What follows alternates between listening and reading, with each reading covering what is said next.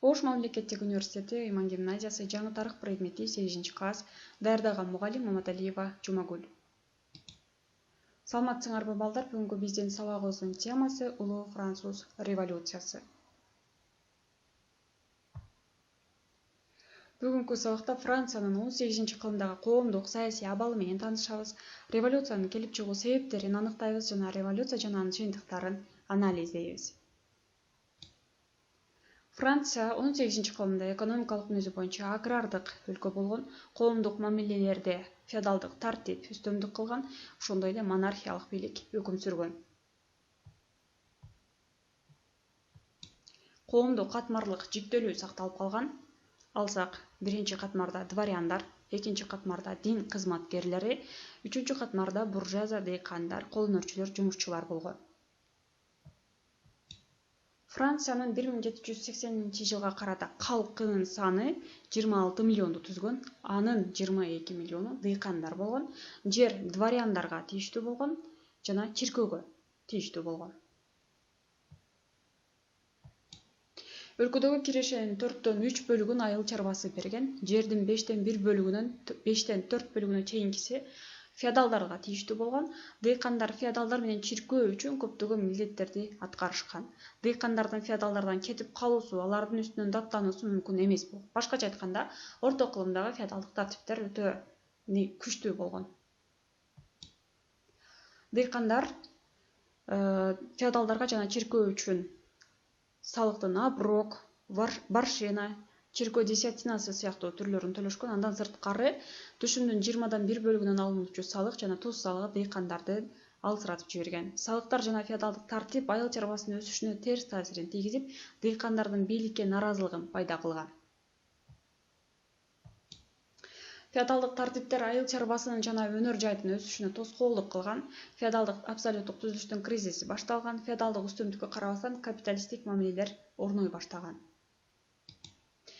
Соодада артыкча укуктар бар соодагерлер башка өлкөлөр жана колониялар менен соода кыла башташкан. Ошондой эле өнөр жайда өлкөнүн түндүк чыгышында болотнай, тоор, жибек, жүндөн токулган кездемелер өндүрүлгөн. Лион шаары жибек токуунун борбору болуп калган. Брест жана Тулондо буу машинелер бар болуп, дворяндарга таандык болгон металлургиялык же болбосо металл иштетүүчү заводдор пайда болгон. Өнөр жайдын жана сооданын өнүгүшү буржуазиянын абалынын чыңдалышына шарт түзгөн жана алар эркин ишкердүүлүккө умтулуп баштаган. Ошондой эле алар бир канча талаптарды кое башташкан. Алсак, алардын негизги талаптарына өнөр жай жана соода иштеринин эркин болушу, артыкчылыкка ээ болгон компаниялардын жоюлушу, аймактардагы түрдүү салмактык чоңдуктарды жоюу сыяктуу талаптарды коюшкан. Андан сырткары буржуазиянын феодалдык тартиптерди жоюу жана айыл чарба продуктулары менен соода кылуу кызыкчылыктарынын негизинде феодалдык тартиптерди жоюу үчүн эл массасы менен биримдик түзүүгө аракет кылган. Натыйжада буржуазия жана эл феодалдык тартиптерди жана абсолютизмге каршы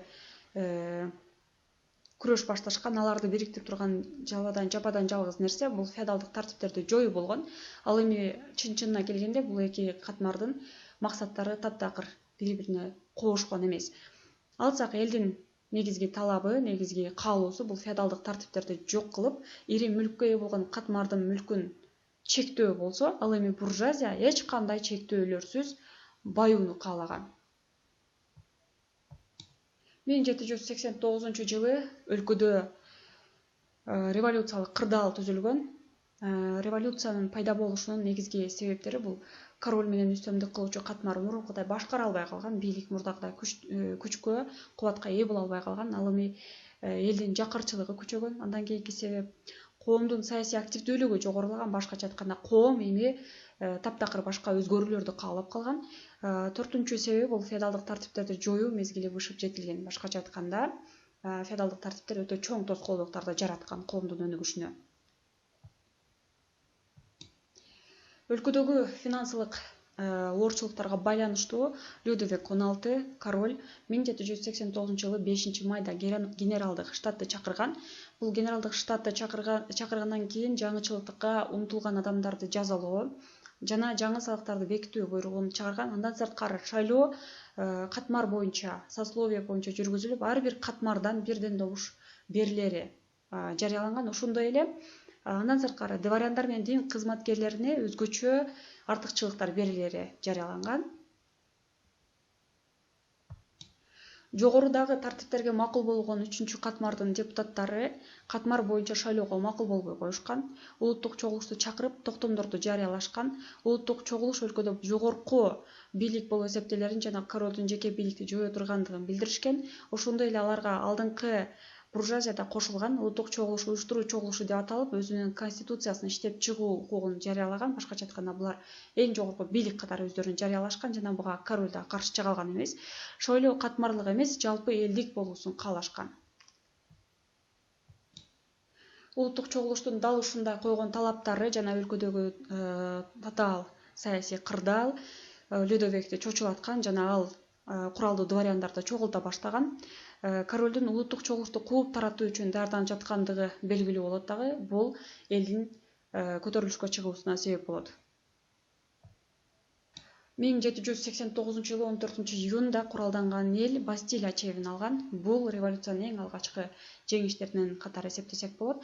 Жана бул абсолютизмдин үстүнөн дагы эң алгачкы жеңиш болуп эсептелет. Ошондой эле король генералдык штаттын улуттук уюштуруу чогулушу болушун кабыл алган жана өлкөдөгү абсолюттук монархия конституциялык монархияга айланган. Жогорудагы 1789-жылы болгон окуялардан соң бийлик буржуазиянын колуна өткөн. Король өлкөнүн жетекчиси болгон, бирок мыйзамдардын 3-сословиянын депутаттары жетекчилик ролду ээлеген улуттук чогулуш чыгарган. Буржуазиялык улуттук гвардия түзүлгөн. 1789-жылы август айында улуттук чогулуш феодалдык тартиптердин жоюлушун жарыялаган. Жумушчулар менен кол өнөрчүлөрдүн жашоо шартын жакшыртуу чаралары көрүлүп баштаган. 1789-жылы 26-августта адамдын жана жарандын укуктарынын декларациясы жарыяланган. Адамдын жана жарандын укуктарынын декларациясында төмөндөгүдөй укуктар камтылган. Жогорку бийликтин булагы болуп бул улут белгиленген. Декларацияда адамдар эркин жана тең укуктуу болуп туулат жана ошол бойдон калат деген сөздөр жазылган. Бул адамдардын теңдигин тастыктаган. Андан сырткары адамдардын мыйзамдарды өздөрүнүн же өздөрүнүн өкүлдөрү аркылуу кабыл алууга, салыктарды киргизүүгө катышуу укугу, ошондой эле сөз эркиндиги, басма сөз эркиндиги, ушул сыяктуу укуктар каралган.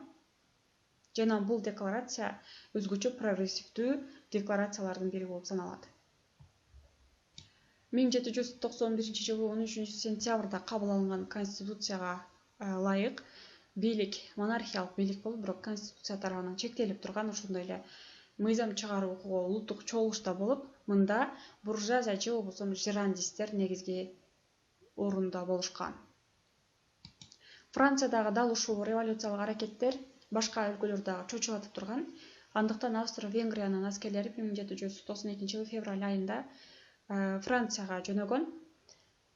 Мына ушундай контрреволюциялык аракеттер атамекен коркунучта деген демилгенин астында улуттук чогулуштун интервенттерге каршы күрөшүнө себепчи болгон.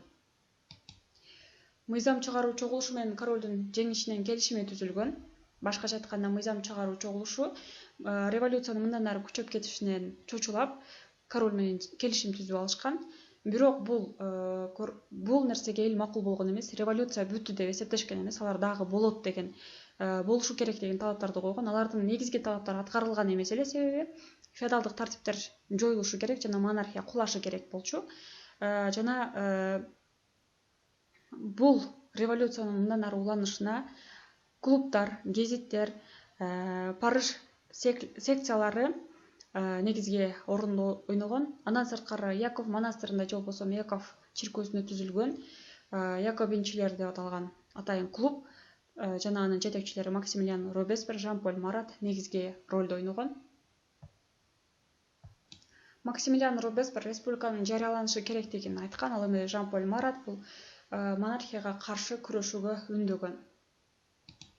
Муну ошентип 1792-жылы 10-августта 20 000 көтөрүлүшчү королдун сарайын курчаган. Король айлайсыздан улуттук чогулушка барып коргологон.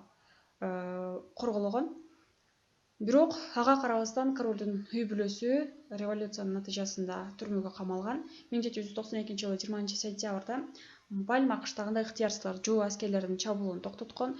1792 жылы 21 сентябрда монархия кулаган. 1792 жылы 22 сентябрда республика жарыяланган.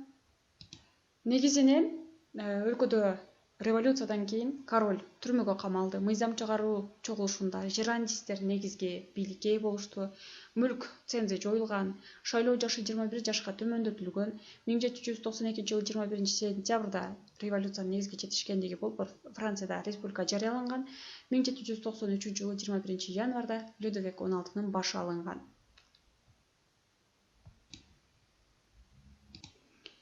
1793 жылы конвенттин чечими менен королдун башынын алынышы чет өлкөдөгү монархтардын ошол эле учурда королдордун ачуусун келтирген жана алардын биримдик түзүүсүнө Францияга каршы биримдик түзүүсүнө себепчи болгон. Анда Пруссия, Испания жана Англия болгон.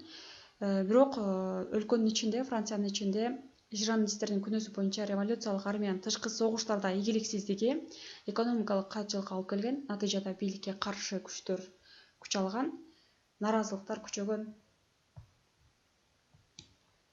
Натыйжада 1793 жылы 31 майдан 12 июнга чейин элдик көтөрүлүш болуп, бийлик төмөнкү катмарга жана дыйкандарга таянган якобинчилерге өткөн. 1793 жылы 24 июнда жаңы конституция кабыл алынган якобинчилер тарабынан.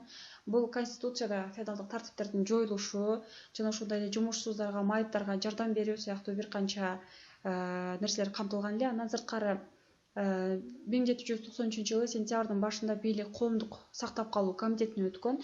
1793 жылы Робеспьердин жетекчилиги менен якобиндик диктатура орногон.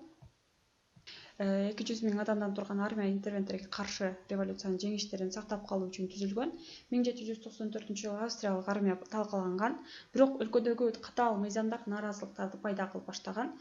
1794 жылы репрессияларга наразылык туудуруп, 1794 жылы 10 июлда Робеспьер баштаган өкмөттүн өкүлдөрү жана анын шериктери якобиндик ошол өлүм жазасын тартат дагы, якобиндик диктатура кулайт.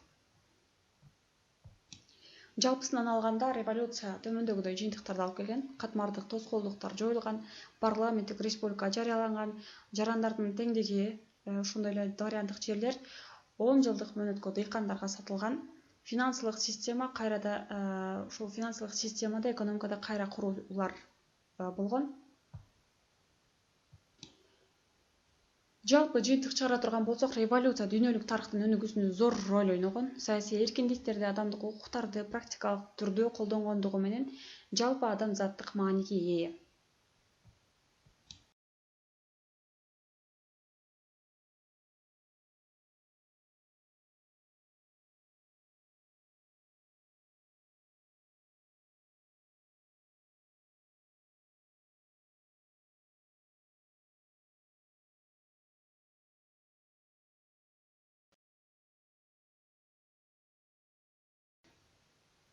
Сабагыбыз ушунун аягына чыкты.